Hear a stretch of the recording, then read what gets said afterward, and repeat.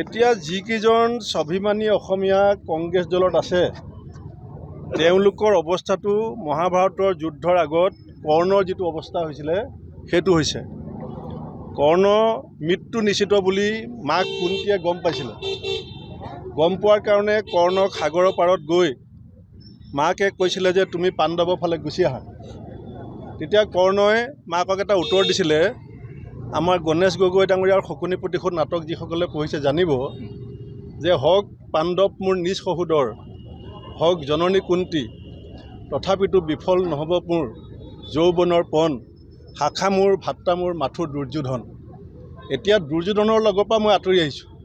কৰ্ণসকল আছে, তেওঁলোকে লাহে লাহে উপলব্ধি কৰিব যে মহাভাৰতৰ যুদ্ধত কোন কাৰ ফালে থাকিব। এতিয়া কৰ্ণটো ভাল বীৰ আছিলে, কৰ্ণ সৎ আছিলে, ভগৱান কৃষ্ণৰ সখী আছিলে।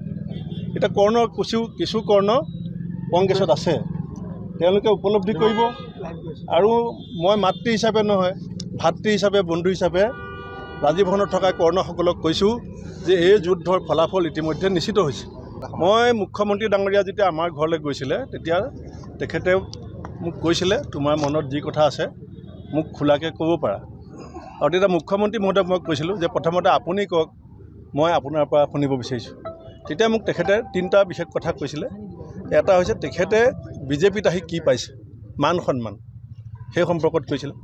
আৰু বিজেপিৰ দেশপ্ৰেম, স্বদেশ আৰু স্বজাতিৰ প্ৰতি প্ৰেম বিজেপিৰ ভিতৰত কেনেকুৱা চৰ্চা হয়। আৰু তৃতীয়তে মোক কৈছিলে যে সাধাৰণ মানুহৰ ঘৰৰ ল'ৰাবিলাকে ইংৰাজী হিন্দী ভালকৈ ক'ব নোৱাৰা ল'ৰাবিলাকে বিজেপিত কাম কৰি ভাল পাব।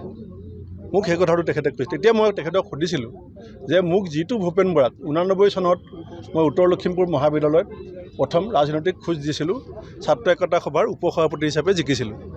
তাৰপাছত ডিব্ৰুগড় বিশ্ববিদ্যালয়ত সাধাৰণ সম্পাদক। তাৰ পাছৰ গোটেই পৰিক্ৰমা আপোনালোকৰ চকুৰ আগত মই তেখেতক সুধিছিলোঁ যে যিজন ভূপেন বৰাক যোৱা 89 চনৰ পৰা অসমৰ ৰাইজে দেখিছে, অসমৰ ৰাইজে মোক যিটো, কাৰণ what you will practice that will be your habit, what your habit that will be your personality. গতিকে মোৰ যিটো অভ্যাস আৰু মোৰ যিটো ব্যক্তিত্ব আৰু মোৰ যিটো পৰিচয় সেইটো মই বিজেপিত গ'লে ধৰি ৰাখিব পাৰিমনে?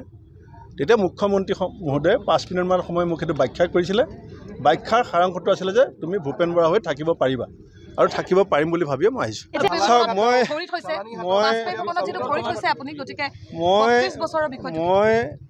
কংগ্ৰেছত থাকোঁতে তেজেৰে ৰাঙলী হৈছিলোঁ। মই অসম কংগ্ৰেছত গোপীনাথ বৰদলৈ ডাঙৰ পৰা এতিয়ালৈকে প্ৰথমগৰাকী সভাপতি যি ৰাজপথত ৰাঙলী হৈছিলোঁ। ৰাঙলী হওঁতে মোৰ যিটো চোলাত তেজ লাগিছিলে সেইটো মই ধুই পেলাই থৈ দিছিলোঁ। এতিয়া কংগ্ৰেছে যে ট্ৰল কৰি আছে মোক এটা চোলা, ফটোখন চাব, এইটো চোলাই তেজেৰে ৰাঙলী হৈছিলে। আৰু সেইদিনাখন মই ধুই পেলাই ইস্ত্ৰি কৰি থৈ দিছিলোঁ যে এদিন কেতিয়াবা পিন্ধিম। আজি মই সেই তেজৰ মূল্যাংকন কংগ্ৰেছে কৰিলে নে নাই সেইটো মই মনত পেলাবৰ কাৰণে ইয়ালৈ আহিছোঁ।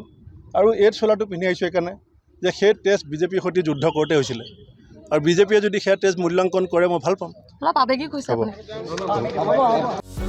যিকোনো খবৰৰ বাবে যোগাযোগ কৰক আমাৰ এই নম্বৰত 9181 307 221।